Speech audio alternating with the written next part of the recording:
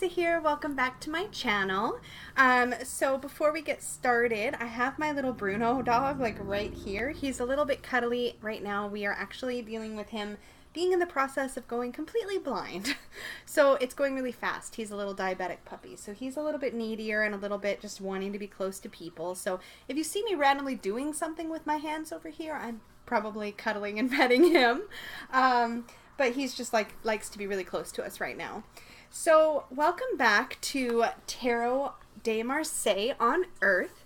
And I just wanted to touch base and let you guys know how I did with this past week's work and sort of where we're going into this coming week, sort of where the sticking points are. The coming up week is going to be a little bit work light so that we have some time to really sit with what we're working on, which is building our own definitions of the numbers. So over the past week, I have been, and those of you who are joining me have been, working on filling our table up with the numerological definitions for each of our sources, or at least the bits that stood out to us.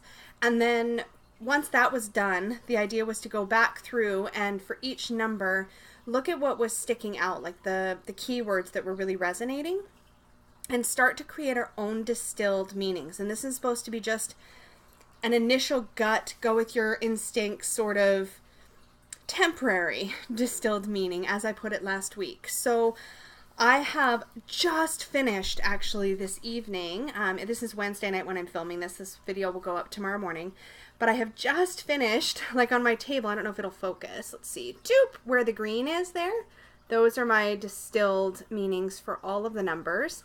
I ended up working with all the same sources that I mentioned that I was going to. I actually ended up picking up a copy of the Druidcraft Tarot. This is relevant. The Druidcraft Tarot yesterday.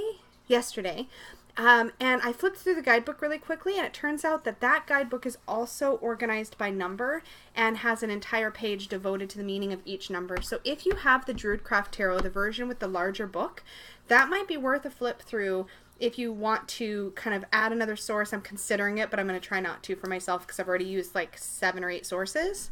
How many sources did I use? Let's see. 1, 2, 3, 4, 5, 6, 7, 8. 8 sources. So I'm going to try not to for myself, but we'll see. I might dig into it this week just so I have one more perspective to add. But at any rate, if you have that one and you've been looking for more sources, that might be one to look into. I got some wonderful bits from the Star Tarot guidebook. Actually, a lot more than I thought I would. I ended up with like pretty juicy chunks that I typed up that stood out to me out of that. So that was really, really exciting. And I'm pretty happy with the initial impressions I've gotten. And I have had a few experiences where the keywords didn't necessarily agree with one another. So I've really had to consider what I think is a good meaning for each number. And that's been a really useful exercise. So props to Tom Benjamin, because this is a great place to start. And I'm feeling pretty confident now that I've done this first bit. So this video will probably be pretty short because I want to get right to what we're going to be working on this coming up week. And then I might talk about some of the areas where I got a little stuck. But first of all, next week, so we can get to that right away, we are just going to finish up the lesson. So that's basically steps 12 and 13, which involves taking a break. But step 12 is basically where you go through your distilled meanings now and you refine them. So if you have the book, read the rest of the lesson, consider comparing and contrasting similar numbers to make sure that they're differentiated enough for you to have a clear picture of what each number means to you. For example, I've noticed that there were some similarities in keywords between the 3 and the 6 in mine. And I think I also noted some similarities in the 5s and the 7s.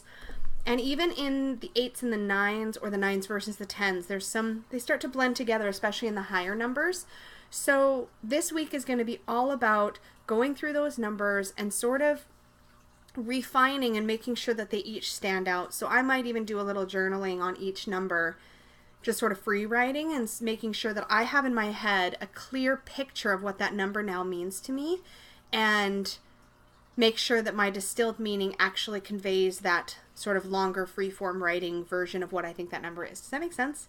I hope it does. So that might be a useful exercise for you to do along with me if you are interested in that sort of a thing. As for sticking points, I think the one thing that became clear as I went through this exercise, so I'm looking at my tablet, the one thing that became clear is that there are varied opinions on what each number stands for, especially across multiple traditions. So for example, on some numbers, I found myself gravitating towards, say, 3 of my 8 sources. And then on other numbers, I would gravitate towards the other ones. Or like 2 really resonate on this number, but these 2 don't. And it was really interesting to me because I thought at first that I was going to gravitate towards 1 or 2 sources and most of my keywords were going to come from those. And I just assumed that if number 1's keywords in a particular source resonated with me, that the other 9 numbers would as well. And that wasn't always the case, which was really fascinating and speaks to the value of this exercise, because I think that we would be tempted to go with a single source, especially when we're first learning, and kind of that becomes our sort of rote meaning. And by doing this exercise, I feel like I'm really coming up with what resonates for me and what will come easiest to mind when I'm actually doing readings and starting to apply this information. So I thought that was really cool. It was a little challenging at first because I had to think outside my usual box, but it was good. It was good, and I'm really, really grateful to be doing it. So this next week is a little bit light. We're just going to really dig into our personal meanings, make sure that we're happy with them before we move on to the next exercise, which is why I wanted a whole week devoted to it.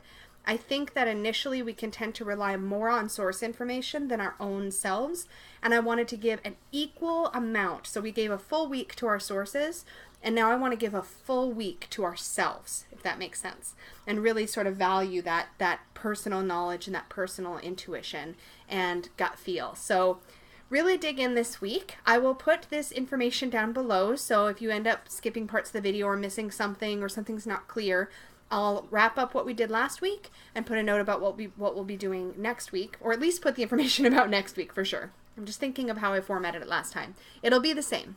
It'll be the same.